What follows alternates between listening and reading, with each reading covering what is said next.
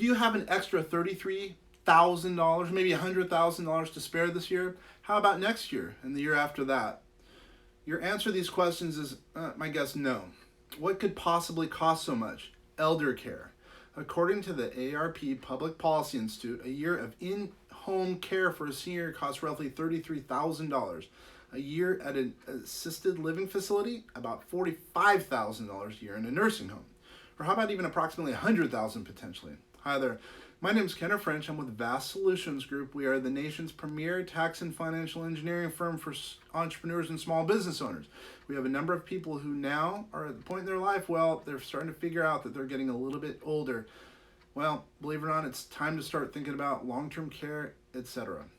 Now, Medicare has its limitations. Generally speaking, it will pay for no more than 35 hours per week of home health care and only up to maybe 100 days a year of nursing home care, following a hospitalization as an example. It may pay up to 6 months of hospice care.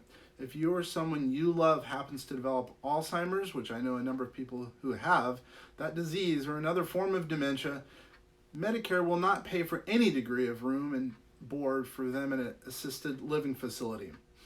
Medicaid is just another resource entirely. For seniors who are eligible, Medicaid can pick up assisted living facility or nursing home expenses and even in-home health care in some instances. Qualifying for Medicaid is the hard part. Normally, you only qualify for it when you have spent down your assets to the point where you can no longer pay for elder care out of pocket even with insurance.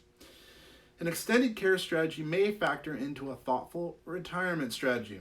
After all, your retirement may be lengthy and you may need such care. Social Security Administration projects that a quarter of today's 65-year-olds will live past age 90, with a tenth making it past 100 years of age. Insurance companies have modified extended care policies over the years. Some have chosen to bundle extended care features into other policies, which can make the product more accessible.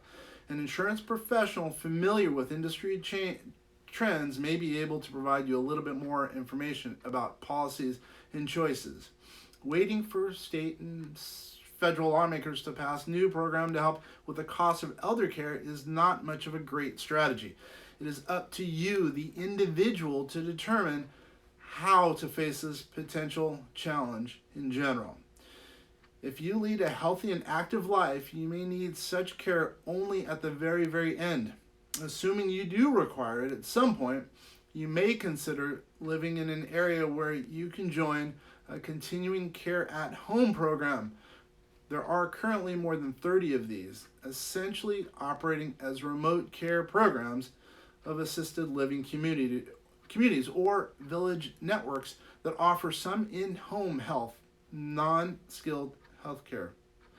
Those rare and nice options aside, retirement saving also needs to be about saving for potential extended care expenses. If your insurance addresses some of these extended care, it's not easy, by the way, to obtain, then health savings accounts might be an option. These accounts have emerged as another solution to extended health care.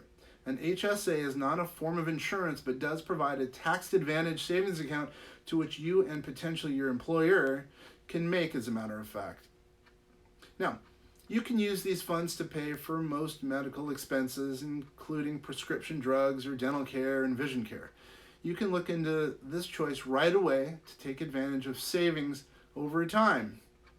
Individuals can contribute to a HSA as long as they have HDHP and not enrolled in a Medicare Part A, Part B, or Part D.